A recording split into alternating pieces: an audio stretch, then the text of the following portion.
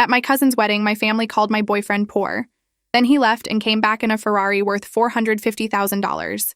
You're bringing him to my wedding looking like that? My cousin Rachel's voice cut through the bridal suite like a knife, her eyes scanning my boyfriend Derek up and down with pure disgust. I stood there frozen, my champagne glass trembling in my hand as 20 pairs of eyes turned to stare at us. This was supposed to be a celebration, but instead it felt like I was standing in front of a firing squad. My Aunt Margaret let out this awful laugh, the kind that makes your stomach drop, and suddenly everyone was whispering, pointing, judging. Derek squeezed my hand gently. That same calm strength he always had, but I could see the hurt flickering behind his eyes. He'd driven 3 hours to be here with me, wearing his nicest clothes, carrying a generous gift. And this was the welcome he got. My name is Nicole. I'm 27 years old, and I've spent my entire life trying to prove myself to a family that measures worth in dollar signs and designer labels. Growing up in Portland, Oregon, I watched my cousins get everything handed to them on silver platters while I worked 2 jobs to pay for community college. My parents passed away when I was 19, leaving me with nothing but memories and medical bills, so I learned early that real value isn't about what you own, it's about who you are. Derek came into my life 8 months ago when I was waitressing at a small diner downtown, and he changed everything. He was different from anyone I'd ever met, quiet, thoughtful, always noticing the small things that everyone else missed. We fell in love over late-night conversations about dreams and philosophy, not over fancy restaurants or expensive gifts. But standing here in Rachel's massive estate in Lake Oswego, surrounded by my family's wealth and judgment, I felt like that scared 19-year-old girl all over again. The bridal suite was decorated like something from a magazine, with crystal chandeliers and floor-to-ceiling windows overlooking manicured gardens where the ceremony would take place in 2 hours. Rachel's fiancé Bradley came from old money, the kind of family that had buildings named after them at the university, and this wedding was costing more than most people made in 5 years. My cousin had made sure everyone knew every single detail, from the imported roses to the celebrity chef preparing the reception dinner. And here I was, bringing my boyfriend who worked as a mechanic, wearing clothes from a department store, driving an old Honda that had seen better days. I mean, Nicole, couldn't you have at least warned us? Rachel continued, adjusting her veil in the mirror while her bridesmaids snickered behind perfectly manicured hands. This is a black tie event. Everyone here is, well, a certain caliber of people. She gestured vaguely at Derek, and I felt my face burning with shame and anger. My Uncle Thomas, Rachel's father, cleared his throat from his position near the champagne table. He was a successful real estate developer, the kind of man who wore his wealth like a badge of honor. Nicole, sweetheart, maybe your friend would be more comfortable waiting in the parking lot. We have some folding chairs out there. The room erupted in laughter, and I wanted to disappear. Derek's hand was still in mine, steady and warm, and when I looked up at him, he just smiled. That small, knowing smile that said he'd expected exactly this. It's okay, Nicole, he said softly, his voice calm despite the humiliation. But it wasn't okay. Nothing about this was okay. These people were my family, my blood, and they were treating the man I loved like he was garbage just because he didn't drive a luxury car or wear a watch that cost more than his monthly rent. My cousin Jennifer, Rachel's younger sister, stepped forward with this fake, concerned expression. Honey, we're just worried about you. I mean, where did you even meet this guy? What does he do? Please tell me he at least has a real job. He's a mechanic, I said quietly, my voice barely audible over the buzz of judgment filling the room. Derek works on cars, and he's incredibly good at what he does. He owns his own shop downtown. The words felt defensive even as I said them, and I hated myself for feeling like I needed to justify the man I loved to these people. My Aunt Margaret practically choked on her champagne, her face contorting into this expression of mock sympathy that made my blood boil. A mechanic? Oh, Nicole, sweetie, that's so blue collar, she said, drawing out the words like they tasted bad in her mouth. Rachel's maid of honor, some woman named Stephanie who I'd never met before, leaned over and whispered something to the bride that made them both burst into laughter. I caught fragments of their conversation, words like grease monkey and charity case floating across the room like daggers. Derek's jaw tightened slightly, the only sign that their words were landing, but he kept his composure in a way that made me love him even more. My Uncle Thomas walked over, drink in hand, and clapped Derek on the shoulder with false friendliness. Son, let me give you some advice. A girl like Nicole, she's used to a certain lifestyle, certain expectations. Can you really provide that on a mechanic's salary? With all due respect, sir, Derek began, his voice steady and calm. "Nicole and I are happy. That's what matters." The room went quiet for a moment, and I saw my uncle's face darken. He wasn't used to being challenged, especially not by someone he considered beneath him. My cousin Jennifer jumped in quickly, her voice dripping with fake concern. "But Derek, surely you understand our worry. Nicole deserves someone who can take care of her properly, someone established." Before Derek could respond, Rachel's phone buzzed and she glanced at it with a squeal of delight. "Oh my God, Bradley just texted. He's outside with the groomsmen and they're asking if we need anything." She looked up at me with this cruel smile. "You know, Bradley drove his Porsche today." "What are you driving, Derek? Please tell me it's at least this decade's model." The bridesmaids giggled, and I felt something inside me snap. I was about to say anything to defend Derek, when he squeezed my hand 3 times, our secret signal that meant, "I've got this." "Actually," Derek said, his voice carrying across the room in a way that made everyone stop and listen, "I drove my work vehicle today. Didn't want to risk anything happening to my other car on the highway." My Uncle Thomas snorted. "Your other car? What, you got a second beater in the garage?" But there was something in Derek's tone, something confident and knowing, that made me look at him curiously. In 8 months of dating, he'd only ever driven that old Honda, had only ever talked about his modest apartment above the shop and his simple lifestyle. "My other car isn't really practical for long drives," Derek continued, and there was this edge to his voice now, something I'd never heard before. "Too low to the ground, attracts too much attention. I prefer to keep things simple." Rachel rolled her eyes dramatically, turning back to her mirror to fix her already perfect makeup. "Right, because mechanics totally have car collections. Nicole, seriously, you can do so much better than this." My chest tightened with rage and humiliation, but Derek just stood there calm as ever, like he was watching a show that didn't quite concern him. My Aunt Margaret moved closer, her expensive perfume overwhelming in the small space between us. "Honey, it's not too late. There are several single men here today, successful men who could actually give you the life you deserve." She gestured toward the window where guests were starting to arrive in the garden below. "Bradley's cousin just made partner at his law firm. Or there's that investment banker friend of Thomas's. Either one would be a significant upgrade." The way she said upgrade while looking directly at Derek made me want to scream. "I don't need an upgrade," I said firmly, finding my voice finally. "I love Derek exactly as he is." My uncle laughed, that booming, condescending laugh that had intimidated me my whole childhood. "Love doesn't pay the mortgage, Nicole.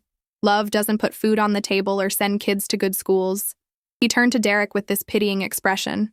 "No offense, son, but you're punching way above your weight class here. This girl grew up with advantages, expectations. Can your mechanic's salary really match that?" Derek opened his mouth to respond, but Rachel cut him off with another cruel laugh. "Oh my God, can you imagine? Nicole showing up to family Christmas in whatever beat-up car he drives, wearing clothes from outlet malls." Her bridesmaids joined in, creating this chorus of judgment that made the beautiful room feel suffocating. Jennifer added fuel to the fire, her voice sweet as poison. "Remember when Nicole used to date that lawyer? Now that was appropriate. What happened to him, Nicole?" "Oh right, you dumped him because he was too focused on his career." "Actually, I dumped him because he was cheating on me with his paralegal." I snapped back, surprising myself with the sharpness in my tone. "But sure, let's pretend that working at a fancy firm makes someone a good person." The room went silent for a beat, and I saw my aunt's face flush with embarrassment. She hated when I challenged their narrative, hated when I pointed out that their perfect world had just as many flaws as anyone else's. Derek's hand found mine again, and I could feel the steady rhythm of his pulse, so calm despite everything. "Listen, we're not trying to be mean," Rachel said, her tone shifting to fake sweetness. "We just want what's best for you. And honestly, bringing him here, to my wedding, it's kind of embarrassing for all of us." She gestured around the room at her expensive decorations, her designer dress, the lavish display of wealth everywhere. "This is a sophisticated event. People are going to ask questions. What am I supposed to tell them when they ask about your boyfriend? That he fixes cars for a living?" Before I could respond, my phone buzzed in my clutch. It was a text from my friend Maria, who worked as a nurse and couldn't make it to the wedding. "How's it going? Are they being awful?" I wanted to text back, "Worse than you can imagine," but Derek was watching me with those steady brown eyes. He nodded slightly, like he was giving me permission to let him handle this. I trusted him completely, even though I had no idea what he could possibly say to make this situation better. These people had made up their minds about him the second we walked through the door. "You know what?" Derek said suddenly, his voice cutting through the tension. You're absolutely right, Rachel. This is your special day, and the last thing I want is to cause any drama or embarrassment. My heart sank, thinking he was about to suggest leaving, but then he continued. So how about this? I'll make you a deal. If by the end of the reception you still think Nicole can do better than me, I'll walk away. No drama, no argument, I'll just go. The room went dead silent, everyone staring at him like he'd just spoken in another language. My Uncle Thomas recovered first, a slow smile spreading across his face. That's mighty confident of you, son. What exactly do you think is going to change our minds? Derek just shrugged, that infuriating calm still in place. Let's just say I think you're judging a book by its cover. Give me a chance to show you who I really am, not who you've decided I must be based on my job. Rachel exchanged glances with her bridesmaids, clearly intrigued by this unexpected turn. Fine, she said finally, crossing her arms. But when we're right, and trust me, we will be, you leave Nicole alone. Stop wasting her time with your little blue-collar fantasy. The cruelty in her voice made me flinch, but Derek didn't react. He just extended his hand to my uncle. Deal. And if I'm right, you all owe Nicole an apology for how you've treated her today. My uncle hesitated for just a second before shaking Derek's hand, probably because he was so certain he'd win this bet. The next 2 hours were torture. Derek and I left the bridal suite and made our way down to the garden where the ceremony would take place. The grounds were absolutely stunning, with white roses everywhere and string lights woven through the trees even though it was still afternoon. Chairs were arranged in perfect rows, facing an elaborate arch covered in flowers that probably cost more than my monthly rent. Guests were arriving in luxury cars, women in designer dresses, and men in expensive suits. Everyone looking like they'd stepped out of a magazine. Are you okay? I whispered to Derek as we found seats toward the back. I wanted to apologize, to explain my family's horrible behavior, but he just squeezed my hand. I'm fine, Nicole. Really, I've dealt with worse than snobby relatives. But I could see a tightness around his eyes that hadn't been there before. I'm so sorry. I should have warned you better. I knew they'd be judgmental, but I didn't think they'd be this cruel. My voice cracked slightly, and I felt tears threatening to spill over. Derek turned to face me fully, his hands cupping my face gently. Hey, listen to me. You have nothing to apologize for. Their behavior says everything about them and nothing about you or us. He kissed my forehead softly. Besides, this is going to be fun. Trust me. There was something in his tone, that same mysterious confidence from earlier, that made me curious. Derek, what aren't you telling me? What did you mean about your other car? And why are you so calm about all of this? Before he could answer, my cousin Jennifer appeared beside us with her husband Mark, both looking at Derek like he was a science experiment. So, Derek, tell us more about your shop. Where exactly is it located? Her tone was polite enough, but I could hear the judgment underneath. Is it one of those quick lube places, or do you actually do real mechanic work? Mark added with a smirk. Derek smiled pleasantly. I do restoration work, mostly. Classic cars, vintage imports, that kind of thing. Oh, so you're one of those guys who thinks old junk is worth saving, Mark said with a laugh. My buddy has a classic Mustang, spends every weekend working on it instead of, making actual money. Jennifer nodded enthusiastically. Exactly. Like, why waste time on old cars when you could just buy a new one?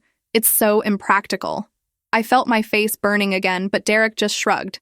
Some people see value in preservation, in history. Not everything worth having is shiny and new.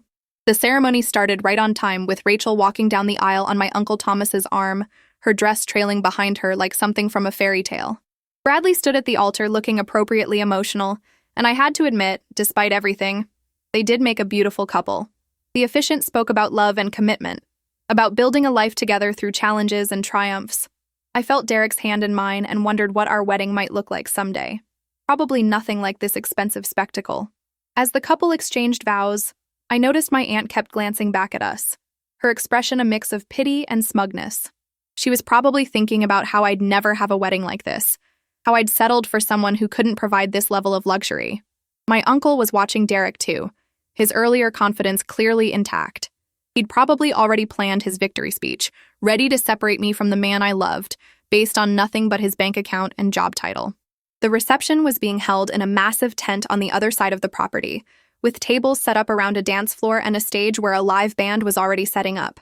Each table had elaborate centerpieces and place cards with everyone's names in gold calligraphy.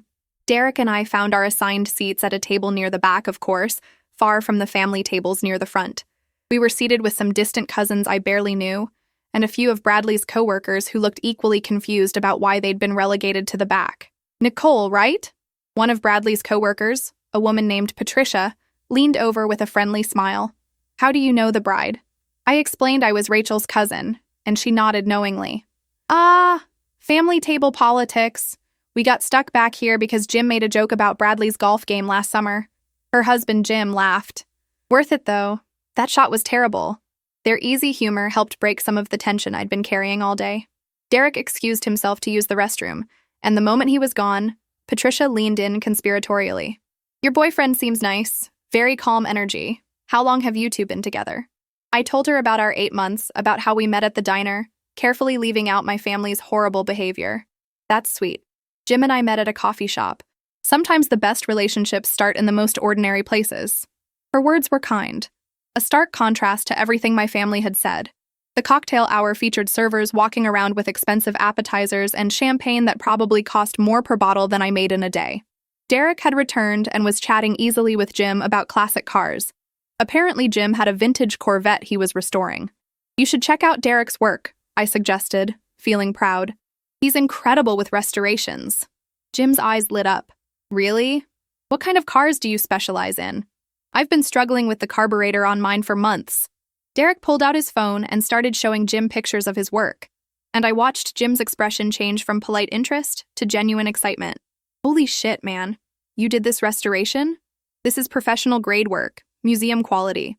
He zoomed in on details, asking technical questions that Derek answered with easy confidence. Patricia was looking at the photos too, impressed. These are beautiful. You must charge a fortune for work like this. Derek just smiled. I do okay. My cousin Jennifer appeared beside our table, her husband Mark in tow, both holding champagne flutes. Having fun at the kids' table? She asked with fake sympathy. Sorry you got seated so far back. Rachel had to make room for Bradley's important business associates up front. The dismissive way she said it made my stomach clench, but Patricia jumped to our defense. Actually, we're having a great time. Derek was just showing us his restoration work.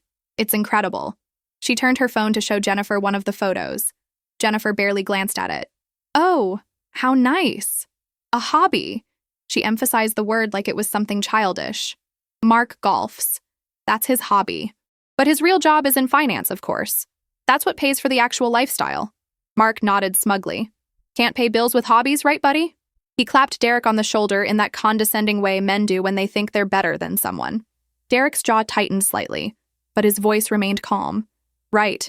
Can't pay bills with hobbies. Exactly, Jennifer said brightly. I mean, it's great that you enjoy working on cars, but Nicole needs someone who can actually provide for her. Someone established. She looked at me with exaggerated concern. You know Mom and Dad would have wanted you to marry well, sweetie. They worked so hard to give you opportunities. It's sad to see you throw that away on someone who's just, well, ordinary. The mention of my parents, who these people had barely helped after they died, made anger flash hot in my chest.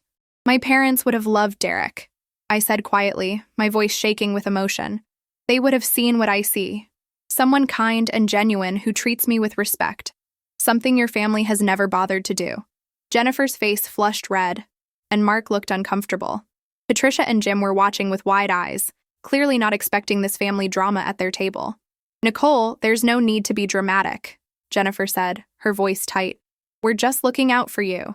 Before I could respond, the band's sound system crackled to life, and the band leader announced that dinner would be served shortly. Servers began bringing out the first course, some kind of fancy salad with ingredients I couldn't even pronounce. The conversation at our table shifted to safer topics, but I could feel Jennifer's angry gaze on me from where she'd retreated to her own table. Derek squeezed my knee under the table, that silent reassurance that he was okay, that we were okay. Halfway through dinner, my Uncle Thomas stood up with a microphone, ready to give the traditional father of the bride speech. He talked about Rachel's childhood, her accomplishments, how proud he was of the woman she'd become.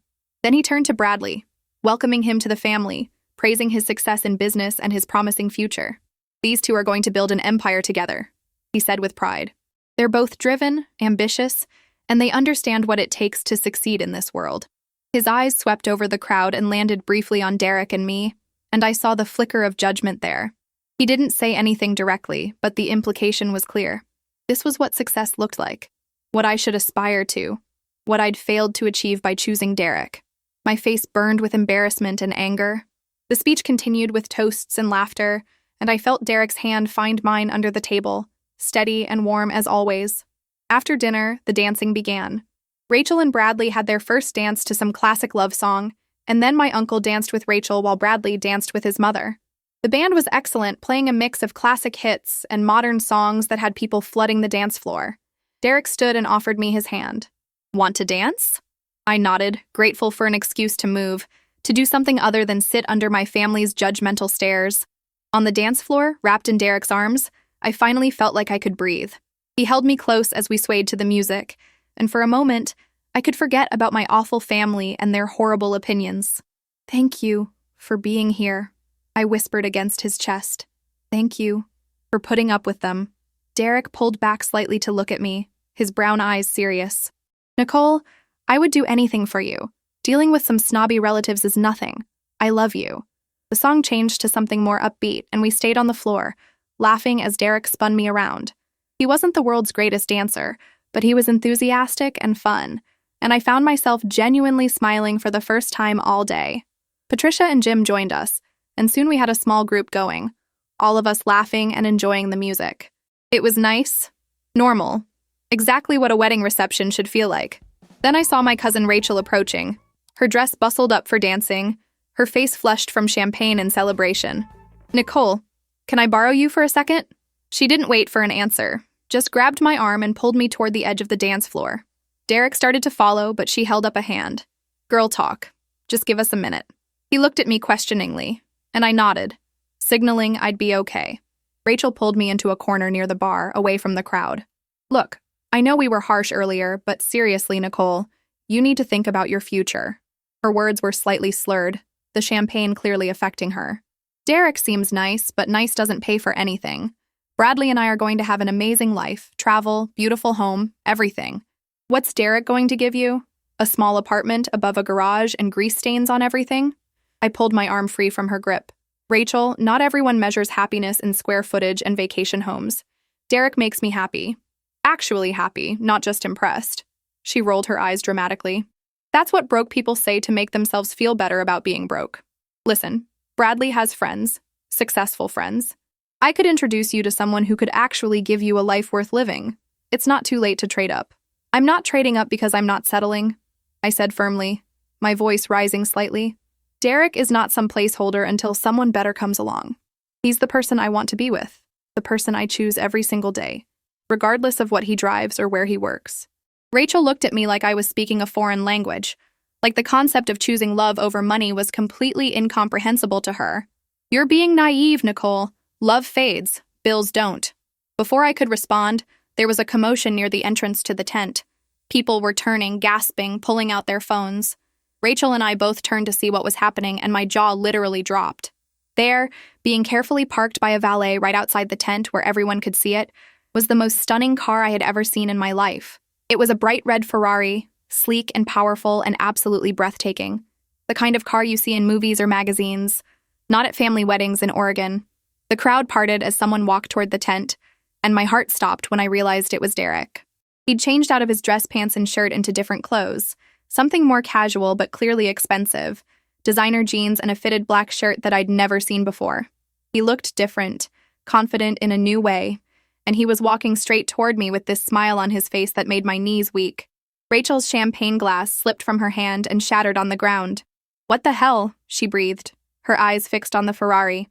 My Uncle Thomas had rushed over, Bradley right behind him, both men staring at the car and then at Derek like they'd seen a ghost.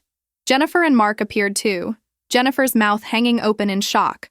Patricia and Jim from our table had migrated closer, Jim's expression one of pure understanding, like pieces of a puzzle had just clicked into place. The entire reception had gone quiet, everyone watching this scene unfold. Derek walked right up to me and took my hand. "Sorry I stepped out. I figured it was time to bring my other car." His voice carried across the silent tent, and I saw my aunt literally grab onto my uncle's arm for support. "The Ferrari?" I managed to whisper, my brain struggling to process what I was seeing. Derek nodded, that mysterious smile still in place. "One of them. I have a few cars, actually. Restoration is more than just a hobby for me." My Uncle Thomas found his voice first. That's a Ferrari 488. Those start at over $300,000. His voice was shaky. All his earlier confidence evaporated. Derek nodded casually. This one's actually a limited edition, so closer to $450,000. I bought it at auction last year, fully restored it myself. It's my weekend car. The way he said it, so matter of fact, made several people gasp. Jennifer looked like she might faint. You restored that? Jim said, stepping forward with awe in his voice. By yourself? That's impossible. That's museum-level work. Concours quality restoration. Derek shrugged.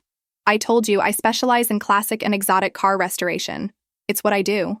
He pulled out his phone and pulled up what looked like a business website. Luxury Auto Restoration by Derek Mitchell. I work on cars for collectors, celebrities, museums. The shop downtown is just my workspace. I keep the personal collection at a private garage across town. The phone was passed around, and I watched my family's faces change as they scrolled through photos of Derek's work. Ferraris, Lamborghinis, vintage Porsches, rare Mercedes, cars worth hundreds of thousands or even millions of dollars, all restored to absolute perfection. Each photo showed before and after shots, detailed work, testimonials from satisfied clients. One testimonial was from a famous actor I recognized, praising Derek's craftsmanship and attention to detail. Another was from a Saudi prince. Rachel had gone completely pale, her earlier smugness replaced with horror. But you drive that old Honda. You dress so normal. Derek smiled at me, his eyes warm. Because none of that matters to Nicole.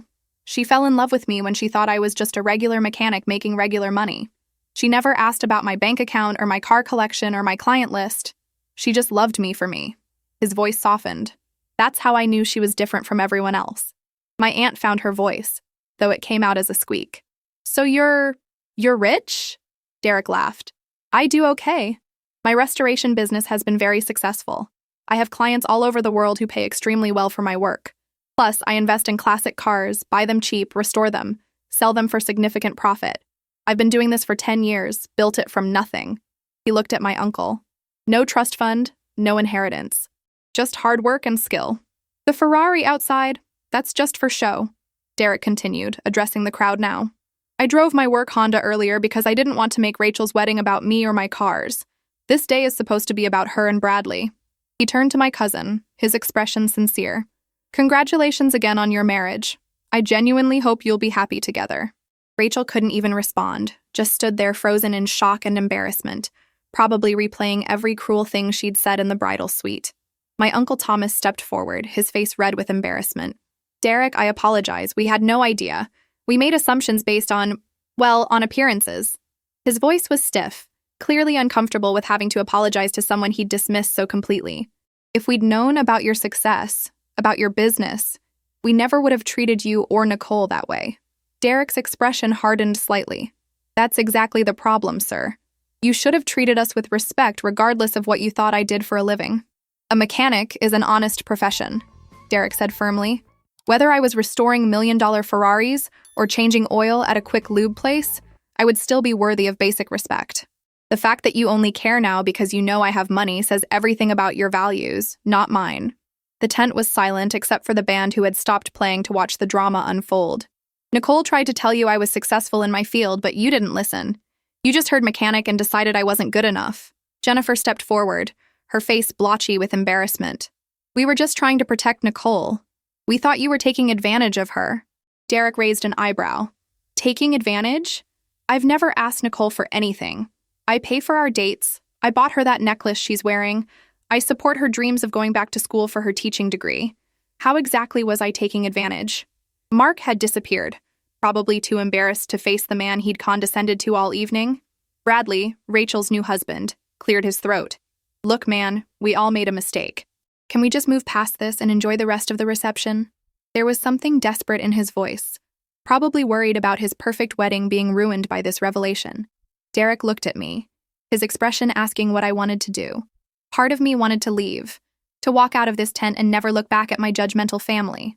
But another part wanted to stay, to make them sit with their embarrassment. Actually, I think we're going to go, I said quietly, my voice steadier than I expected. Rachel, Bradley, I hope you have a wonderful marriage. I really do. I looked around at my family, at their shocked and embarrassed faces. But I think it's pretty clear that Derek and I aren't welcome here. Or at least weren't until you found out he had money. That tells me everything I need to know about what you really value. My aunt started to protest, but I held up a hand. You know what hurts the most? I continued, my voice cracking slightly. It's not that you judged Derek. It's that you judged me. You thought so little of me, of my judgment and my worth, that you assumed anyone I chose must be inadequate. You never considered that maybe I knew something you didn't. That maybe I saw value in places you couldn't. Tears were rolling down my cheeks now, but I didn't bother wiping them away. You're my family. You're supposed to support me, lift me up, believe in me.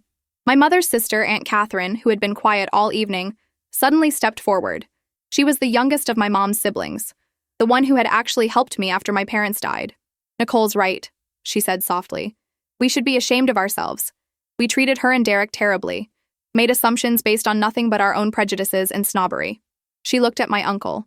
Thomas, Margaret, you should be embarrassed. This is not how we raised our kids to behave.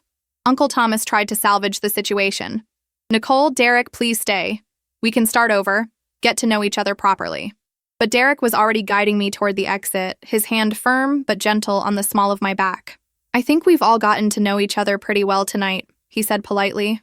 No hard feelings, but I think Nicole and I would rather spend the rest of the evening somewhere we're actually wanted, not just tolerated because of my bank account. As we walked toward the Ferrari, I could hear the whispers starting up behind us, the shocked conversations about what had just happened. Derek opened the passenger door for me and I slid into the leather seat, the interior smelling like luxury and possibility. He walked around to the driver's side, and I watched through the tent opening as my family stood there watching us, probably already trying to figure out how to spin this story to make themselves look better. Derek started the engine, and the sound was incredible, a deep, powerful roar that made several wedding guests jump. He pulled out of the parking area slowly, carefully, and I watched the venue disappear in the side mirror. Are you okay? He asked once we were on the main road, his hand finding mine across the center console. I was quiet for a moment, processing everything that had happened. I don't know. I'm angry and hurt and embarrassed, but also kind of relieved. Does that make sense? Perfect sense, Derek said, squeezing my hand. You've been carrying the weight of their expectations and judgments for years. Maybe tonight was the night you finally got to put it down. We drove in silence for a while, the Oregon countryside rolling past us in the fading evening light. The Ferrari handled like a dream, smooth and powerful, so different from the old Honda I was used to. Why didn't you tell me? I asked finally. About the business, the cars, all of it? Derek was quiet for a moment, his eyes on the road. Because I've been burned before, Nicole. 3 years ago, I dated someone who seemed perfect until she found out about my success. Then suddenly everything changed. She didn't want me anymore. She wanted my lifestyle, my cars, my money. It felt like I'd lost the person I fell in love with. He glanced at me. When I met you at that diner, you treated me like a regular person. You weren't impressed by anything except who I was as a human being. I wanted to keep that, he continued. I wanted us to build something real, based on actual connection, not on what I could provide materially. So I drove the Honda, lived simply, let you think I was just a regular mechanic making a modest living. And you loved me anyway. You chose me when you thought I had nothing special to offer except myself. His voice was thick with emotion. Do you know how rare that is? How precious? I felt tears welling up again. But these were different tears, happy tears. I would have loved you regardless, you know.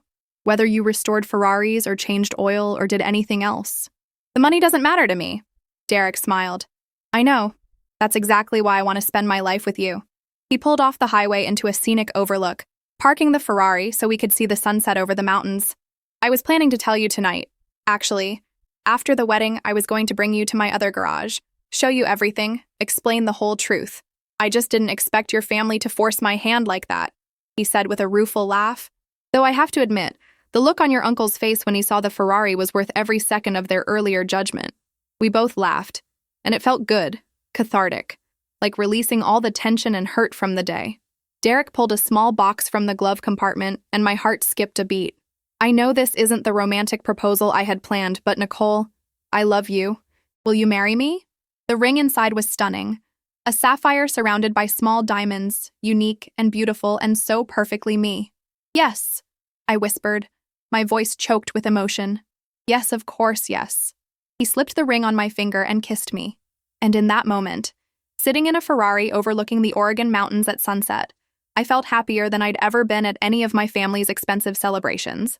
This was real, authentic, ours, not performed for anyone else's approval or judgment. So what happens now?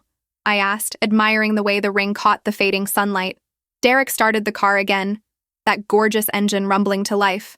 Now, we go get burgers at that diner where we met, because fancy weddings are overrated, but their mushroom Swiss burger is perfect.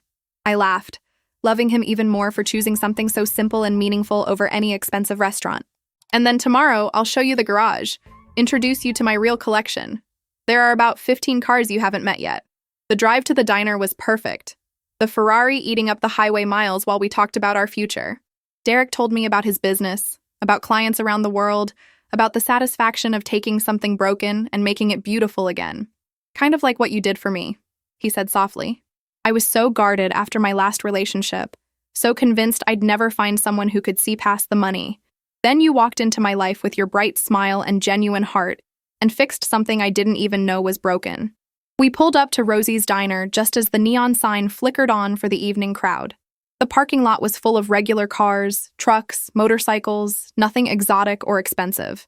Derek parked the Ferrari right out front, and I saw the teenage hostess's eyes go wide through the window. This is going to cause a scene, I said, laughing. Derek grinned.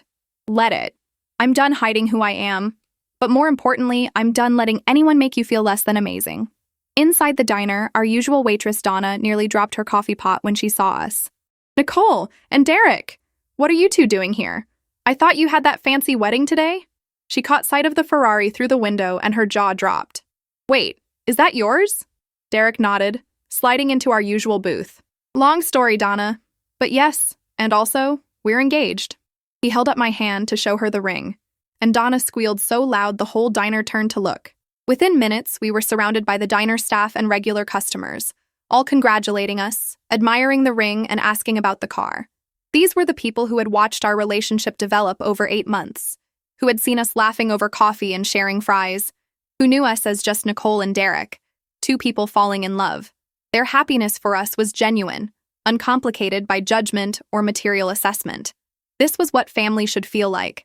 So the wedding was that bad, huh? Donna asked, bringing us our usual orders without us having to ask. Derek and I exchanged glances and then told her the whole story. Her expression went from shock to anger to satisfaction as we described the evening's events. Good for you both for walking out, she said firmly. Money doesn't make people better than anyone else. Character does. And you two have more character than those fancy folks will ever have. We ate our burgers and talked about wedding plans. Nothing like Rachel's expensive spectacle, but something intimate and meaningful. Maybe on a beach somewhere, or in a small garden, just close friends and people who actually cared about us. We could have the reception here, I joked, gesturing around the diner. Derek's eyes lit up. Actually, that's not a terrible idea. This place is special to us. It's where everything started. Donna overheard and immediately started planning, talking about decorations and menu options. My phone had been buzzing nonstop with messages from my family. Apologies, explanations, requests to talk. My Aunt Catherine had sent a particularly long text essentially saying she was embarrassed by everyone's behavior and hoped I could forgive them eventually. Rachel had texted too, a brief message saying she was sorry and hoped I'd consider staying in touch. I showed Derek the messages, unsure how to respond. That's up to you, he said gently. I won't tell you how to handle your family, but whatever you decide, I support you. I thought about it while finishing my burger. My family had shown me exactly who they were tonight, their values laid bare for everyone to see. They had apologized only after discovering Derek's wealth, which meant they hadn't really learned anything at all. But completely cutting them off felt extreme too, especially Aunt Catherine, who had genuinely tried to help. I think I need some space from most of them, I said finally. Maybe eventually I can forgive them, but right now I just want to focus on us and our future. Derek nodded, understanding in his eyes. That sounds healthy. And for what it's worth, I'm proud of you for standing up to them tonight. I know that wasn't easy. We finished our meal surrounded by the warmth of the diner, by people who celebrated our engagement without caring about bank accounts or social status. Donna brought us complimentary milkshakes to celebrate, chocolate for me and vanilla for Derek, just like our first date. On the house for the happy couple, she said with a wink. As we left the diner, Derek opened the Ferrari door for me and I paused to look back at the little restaurant that had changed my life. 8 months ago, I'd been serving coffee and wondering if I'd ever find someone who truly understood me. Now, I was engaged to a man who loved me for exactly who I was, flaws and all. "Ready to see where the magic happens?" Derek asked, referencing his private garage. I nodded eagerly, excited to see this part of his life he'd kept hidden. The garage was about 20 minutes outside the city, a massive climate-controlled building that looked ordinary from the outside, but was extraordinary inside. Row after row of pristine classic and exotic cars, each one a masterpiece of restoration. Derek walked me through his collection, telling stories about each car, the challenges of restoration, the joy of bringing something beautiful back to life. A 1967 Shelby Mustang, a 1973 Lamborghini Miura, a 1955 Mercedes 300 SL Gullwing, cars I'd only seen in movies or museums. "This is my real passion," Derek said, running his hand lovingly over the hood of a vintage Porsche. "Not the money, though that's nice. It's taking something broken, forgotten, dismissed as worthless, and showing the world its true value." He looked at me meaningfully. "Kind of like what you did for me tonight.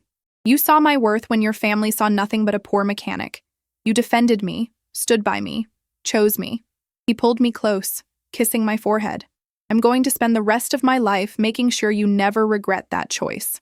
We spent the rest of the evening in that garage, sitting in various cars, talking about our future, making plans. Derek showed me the business side too, client contracts, upcoming projects, the financial success he'd built through talent and hard work. "I want you to be part of this," he said. "Not just as my wife, but as my partner. You have an eye for beauty, for what matters. I think you'd be amazing at helping me select projects, maybe even handling the client relations side of things." The idea excited me more than I expected. Teaching had always been my dream. But this, working alongside Derek to restore beautiful things, to preserve history and craftsmanship, felt equally meaningful. "Can I do both?" I asked. "Finish my teaching degree and also work with you?" Derek grinned. "You can do anything you want, Nicole. That's the point. You're not limited anymore by what people expect or by financial constraints. You're free to build the life you actually want." We drove home in the Ferrari as the sun was coming up, both of us exhausted but happy. My phone had finally stopped buzzing with messages from my family, probably because they'd realized I wasn't going to respond immediately. There would be time later to figure out those relationships, to decide who deserved a place in our lives. For now, I just wanted to enjoy this moment, this new beginning with a man who saw me, really saw me, for who I was. 3 weeks later, we had a small engagement party at the diner. Donna and the staff decorated with simple white lights and flowers. Our guest list was intentionally small, just the people who had supported us from the beginning. Patricia and Jim came, bringing a bottle of champagne and warm congratulations. Several of Derek's clients sent gifts, including that famous actor who sent an autographed photo with a note saying, "Congratulations to the man with the best hands in the business and the woman smart enough to marry him." My Aunt Catherine came too, the only member of my family I'd invited. She apologized again, genuinely this time, and gave me a photo album of my parents. "They would be so proud of you," she said, tears in her eyes. "Not because Derek has money, but because you found someone who loves you the way they loved each other. That's all they ever wanted for you, Nicole." It was the closure I needed, the reminder that not everyone in my family had lost sight of what really mattered. So that's my story. The day my family called my boyfriend poor and he showed up in a Ferrari, but the real lesson wasn't about the car or the money. It was about knowing your worth and refusing to let anyone make you feel small. Derek could have arrived in that Honda, and he still would have been the best man at that wedding. The only one who understood that love isn't measured in dollars or status symbols. My family learned that day that sometimes the people you dismiss are actually the ones with the most to offer. We got married 6 months later on a beach in California, just 30 people who actually mattered. No expensive tent, no designer dress that cost more than a car, just love and commitment and the promise to keep choosing each other every single day. And you know what? It was perfect. More perfect than any elaborate wedding could ever be, because it was real. Now I want to hear from you. Have you ever been judged for your choices, your job, or who you love? Have you ever surprised people who underestimated you? Drop your stories in the comments below. I read every single one, and I love hearing about your experiences. And if this story resonated with you, if it reminded you that your worth isn't determined by other people's opinions, do me a favor and hit that share button. Someone in your life might need to hear this message today. Also, if you're not subscribed yet, click that subscribe button right now. I share real stories about real people navigating family drama, relationships, and finding their way in a world that's constantly trying to put them in boxes. You don't want to miss what's coming next. Trust me, the next story is even more unbelievable than this one. Thanks for watching, and remember, never let anyone dim your light just because it makes them uncomfortable. You deserve to shine.